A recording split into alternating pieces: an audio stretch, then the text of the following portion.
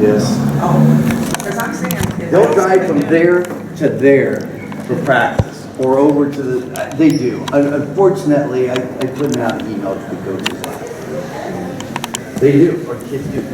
The bigger ones do more driving, come from the tower, from the tower over, because that is a large walk from over there to get over here or there. They do, but yeah, I mean, it drives me crazy.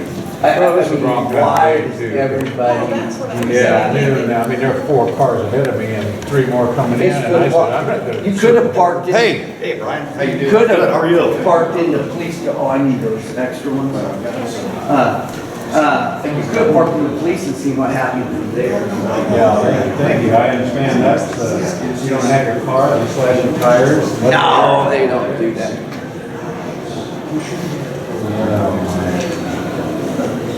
That's a nice day. I was like.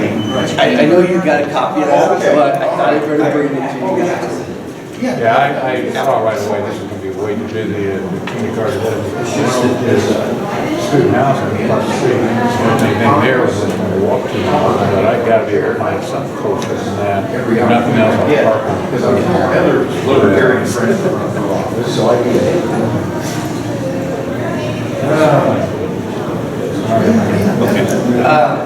You can get some rest. Oh, yeah,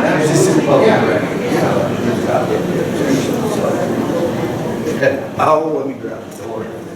We're in the middle of lunch hour, sorry. I parked about as far away. That's what we're talking about.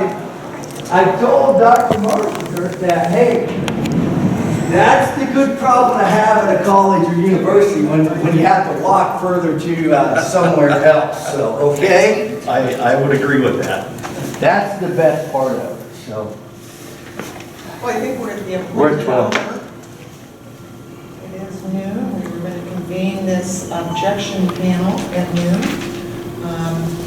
This was brought to the board yesterday at our meeting, so we had less than 24 hours. We have a maximum of 2 days, so we wanted to get this taken care of as soon as we can.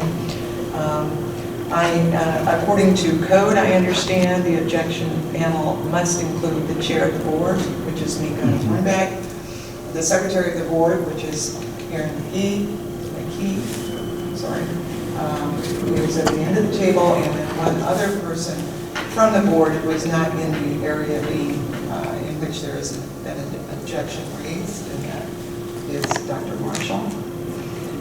I think what we're going to do, and again, we don't have a formal agenda, but we do have an order in which we would like to proceed. And Dr. Kinney is here to answer. He has done a lot. I've certainly asked, and I'm sure others have, for as much information as we could get legally, constitutionally, case law. What are we looking at? It is our first time as an objection panel. Any of those kinds of things, administrative law, whatever is out there, and he's done it. Yeoman's job. Thank you, Dr. Kinney, for getting what we can. It's probably not everything out there, but we think we're pretty close. So I appreciate that. He's going to be here to answer any questions. He's given us some material that we'll be able to look at today. But I'm going to ask Dr. Kinney to kind of go through what our process is going to be to let everyone know as part of the time, so you kind of know how we're going to proceed. Okay? Thank you.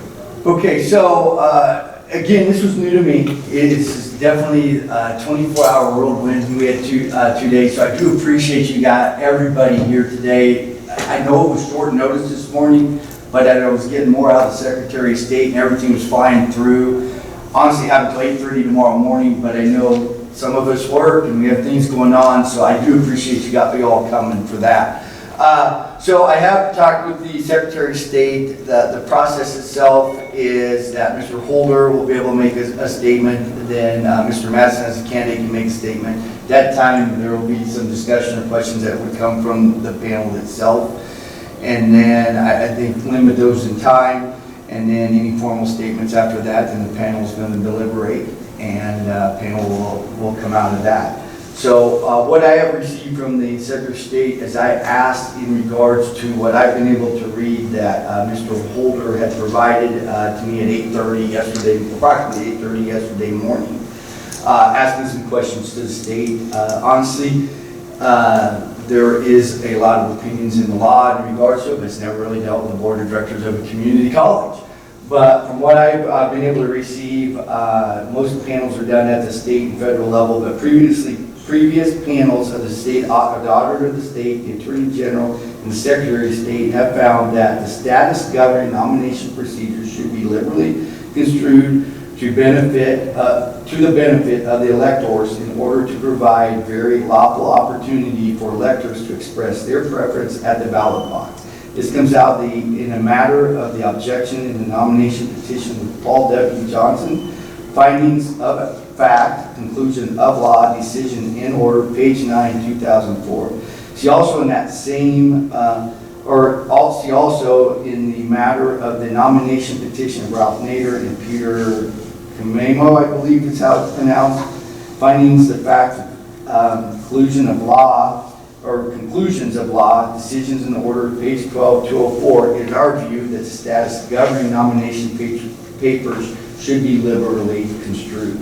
Also, this is common opinion that's been in a lot of them, that the nomination petitions for primary elections to serve for the purpose of establishing that a potential candidate has sufficient support among the electoral to justify placing the candidate's name on the ballot. And that's been applied in a lot of the present situations in there. So today, the ultimate question for this objection panel must be to answer, do these petitions in the way that they were filed demonstrate that the candidate has sufficient support among the electoral to justify placing the candidate's name on the board? And that came out of the Secretary of State's office as in the last 24 hours and through the night emailing. I was very thankful to them to really help and guide me, us in this process. So. Okay.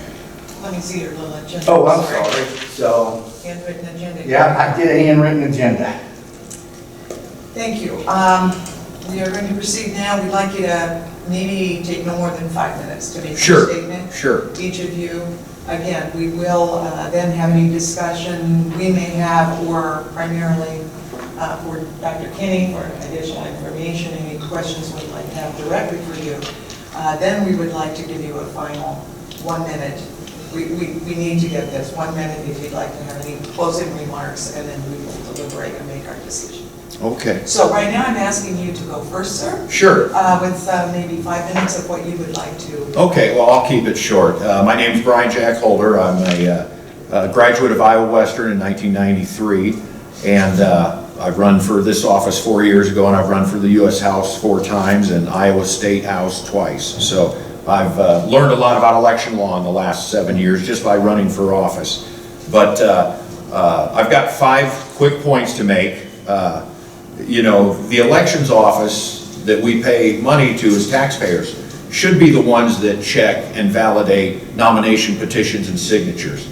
This burden has been placed upon us as citizens to go in and inspect petitions and stuff, and really, you know, we shouldn't have to do that. This should be something the government should do because they manage the elections themselves. They give a certain objection period to examine petitioners' signatures to see if there's anything in there that may not comply with state code. And in this instance, they give 2 days to examine candidates' petitions. I suggest, and we work with the legislature, that if there's 2 days to object to a petition's candidates, that candidate should have 2 days to correct any mistakes that are discovered during that examination, because I don't think that it's fair. Kirk substantially complied with the law. You know, it's not his fault that people signed it and didn't fill out lines exactly.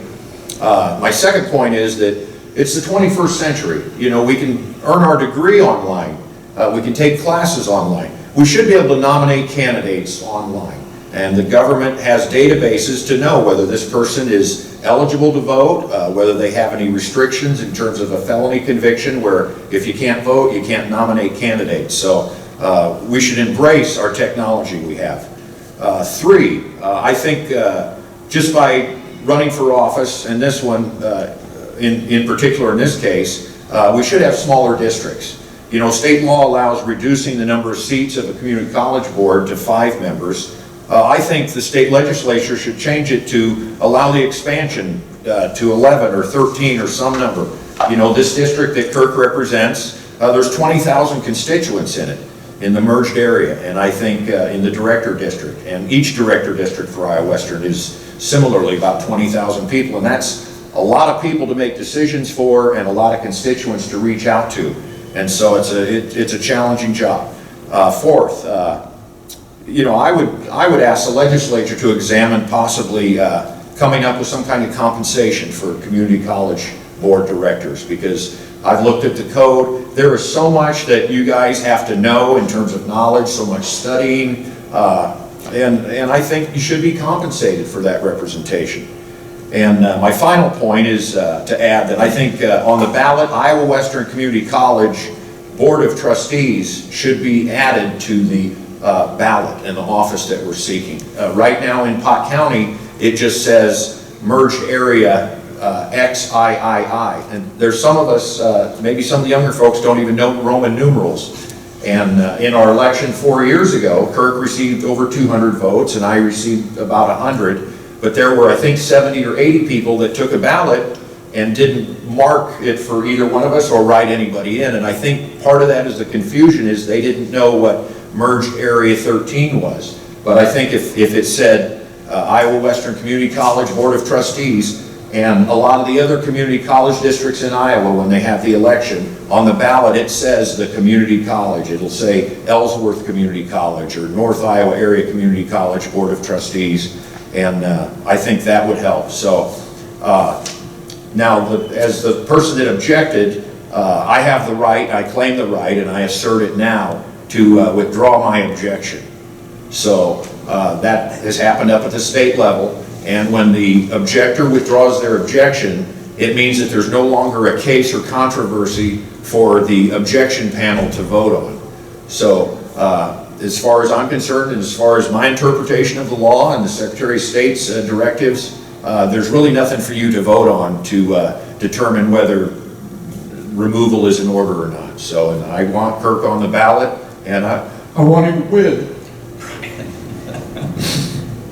That concludes my... Thank you, Brian. You're welcome. And may I just ask you this question? Your withdrawal of your objection has been made formally? Yes, it has. Yes. Okay. Right now. Right or now. Verbally. Okay, this is what we can, and we will record that. I'll have Yeah. that. So yesterday I had to inform the county that there was, and when we were having an objection. So after this, I have to call them back to give the rendering, which now will be that The withdrawal objection is has been withdrawn. So then it won't move forward. I appreciate that. I would like to give a little time to Kirk. Sure, to absolutely. respond, or do you have anything to say? My name is Kirk Madsen, and I have represented District 7 since 2007, and was up for re-election, and looking forward to that process once again. I might add that I've known Brian for a long time. We've grown up together. We've battled on the basketball courts on many fronts, and I think a lot of the points that he makes are valid. I think there are changes and there are things that we potentially need to look at with the election process. And through his objection and all of this, it's certainly been eye-opening for me too, as a person who is going out to my constituents and eliciting signatures. And you know, there are details, Brian. Yeah. And you know, a couple of your objections are on me, but I need to do a better job of following through with that. No, it's not. I don't think it's on you. But I agree with the point that we need. We trust them to sign it right. We do, Yeah. but it's also my job to make sure it's correct. You know, in saying that, and Brian can probably attest to this, door knocking right now in our political climate is not very friendly. You go out to your constituents and people are not willing to open the door for a variety of reasons. We're in very, very difficult political times with social unrest, the political climate that we're in. And I can tell you as a person out there, people are angry. And it's tough getting signatures. And I think they're afraid to come to the door because they think you're selling something or you want to push a political agenda on them. And I'm kind of going on a rant here and off topic. No, but you're right on It's the state of our nation right now, and it trickles down to the local level without a doubt. Yeah. So I do look forward to the reelection. Hopefully I can represent my constituents in a positive manner. And Brian, I appreciate you withdrawing. Oh, you're welcome. You're welcome. And one of the, if I can add, one of the people I went to sign who signed my petitions previously to run for Congress, they're under quarantine for COVID. And now they still signed my petition, but that day, or that evening, I immediately, I didn't quarantine their petition, but I took it home because I didn't want anyone else to sign it after they had signed it. So I took it home and put it in the sunlight and stuff. But, you know, it's like you said, the political climate, the civil disagreements that we have. But I think that doing this kind of stuff, being open and transparent, and, you know, you guys, I didn't want to cause you to have a fire drill over the last 24 hours, but, you know, I'm glad that I found this. 4 years ago, there were probably some people that signed my petitions that were right outside of the director district, because I live right on the edge of the line. And those petitions were accepted by the county elections office, and I very well could have been in the same spot.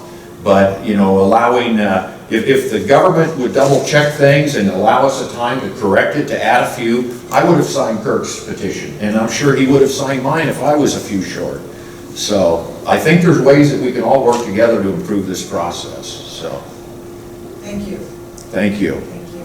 Thank you, panel members. I guess we're done with our official panel work. I do want to say thank you to both of you for bringing forward. I know I've learned a lot about this, and I know one of the things I might say is that, you know, I live in I have merged area school districts, and I'm old, and I know when I go out and ask for petitions that occasionally I haven't thought much about it. Rather than putting down the school district in those words, might say it's the Logan Magnolia School District. Might say I'm from Logan. What school district? Right. Logan. Right. Because that's how we have identified for many years. And the intent was, of course, correct. Right. But I think this is something that you've brought to our attention that we will all learn from and be able to give some advice. And I know when I go to gather petitions again, I will be looking at every one to make sure that they are. You don't always know, like you said, if they're just a little over the line or something. Right, And and oftentimes the petitioner, you take for granted that that is what they have. And Brian, like you said, what is the checks and balances in the process then from there? Right, Yeah. and it obviously is not here. Right, yeah. We don't, they go somewhere else, we don't look at those, but if they're going, and that's certainly a good question that I think Dr. Kinney is willing to say. I think there have been some questions that brought forward we'd like to have some clarity on, so maybe some of the state levels. And to your point, kind of like the Logan district, and you know, when I had TJ, That's right. okay, it's a school district in Council Bluffs. Right. And I can see how Brian, you as, let's say, AL or St. Albert would put AL district. Oh, yeah. And that's what I'm saying. I Yeah. think that the intention is there, and I think that's might be what was intended. But again, it's how you identify in your area, and especially for some of us who have not been in these merged areas for our whole life, we identify very strongly with the community in which we live. Might say Magnolia, you know. Yeah. AST might say Avoca. Right. You know, because that's what they, and so I think those clarities someone needs to be able to look at that, and I appreciate you. Oh, you're welcome. You know, obviously the TJ kids are in the Council Bluffs district, but, you know, there's the written law, but then the spirit of the law, you know. Yeah, the people intent. that signed the intent Right. was, they know their Thomas Jefferson is part of Council Bluffs district, they just didn't put Council Bluffs. Unfortunately, the code says you gotta put the specific school district, and then they don't give you any time to correct it. You know, simply going to those 5 people and saying, you know, just correct it to Council Bluffs would, yeah. And yet their intent was by no means. Right, there's no intent There's to no nefarious. defraud anyone or anything. And it's unfortunate that this kind of stuff happens. And I thank you guys too for accepting my petitions only when I presented evidence that there were some things that we needed to discuss and get resolved. When I was objected to a year ago by a prominent Republican when I ran for Congress, he just submitted an objection letter making mere allegations. He didn't document, he didn't provide any proof, so the Secretary of State's office should not have even accepted his objections. So, but I thank you guys for doing your due diligence. Thank you. I might ask the panel before we walk out, do you have anything to add, Aaron? We don't. Okay, thank you. Dr. Marshall. I think a couple of points that you made in your opening remarks, I thought were extremely valid for today's day and age, and what I'm asked to do is finding the ballot better as to what people are voting, or who people are voting for, what position. And I have only run once, having been chosen to fill a space that was vacant, as you're probably well aware. But I was rather surprised that I found my name listed under a district that was not defined as what it represented as. Right. And I think your point is extremely important, that in order to improve voter understanding and the intent of the voter, they need to know what they're actually voting for. And so I think that we need to do something about that ballot and make it well aware, or make the voters well aware that this is to vote for a board of trustee for Iowa Western Community College and the district in which it represents. And that should be defined on there. And I don't know how we do that, but I think it's time to make that.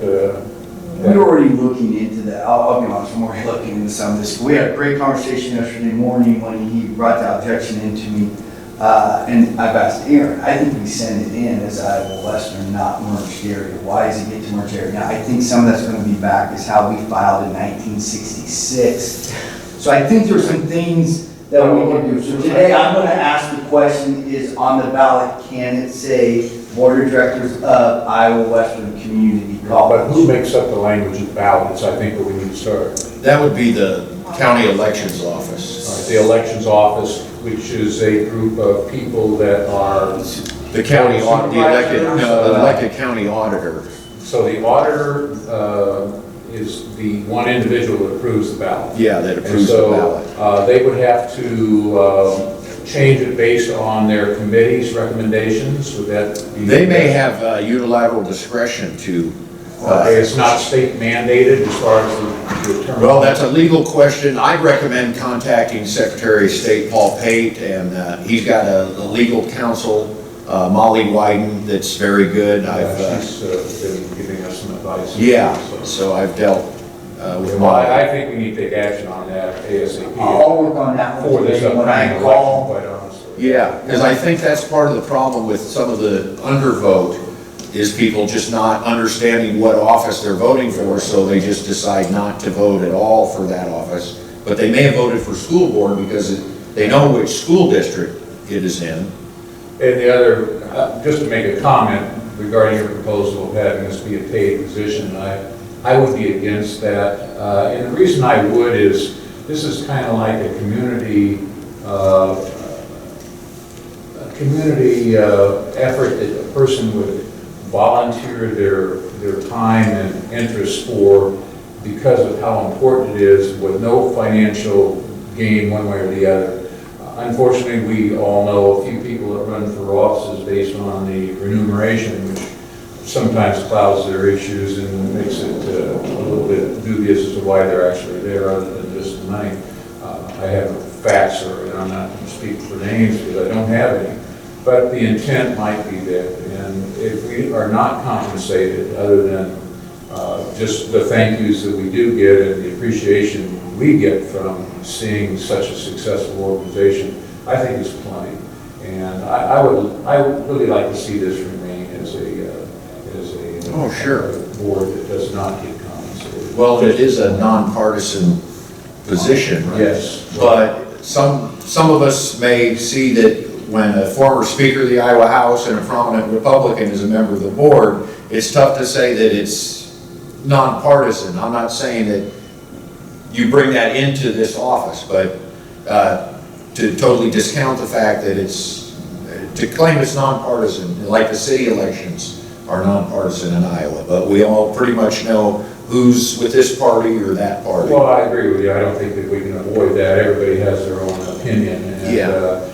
And of course, we're elected based on, unfortunately, not that an elected knows why they vote for us, but they would entrust us to make the right decisions, and not based hopefully on a political view, but upon good judgment.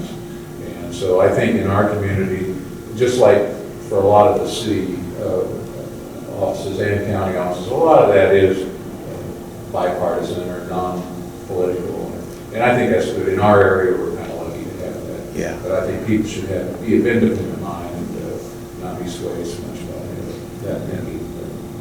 But I did appreciate your comment. Oh, thank you. Again, thank you all. for- Yeah. Thank you so much. I think we're. Okay, all Thank you right. very much. for Thank coming you. And meeting us. Oh, you're Meeting with welcome. us this quickly, and we all look forward to, what is the date of the election? November 2nd? November 2nd. November 2, Second. okay. So, Thank you very much. Thank you.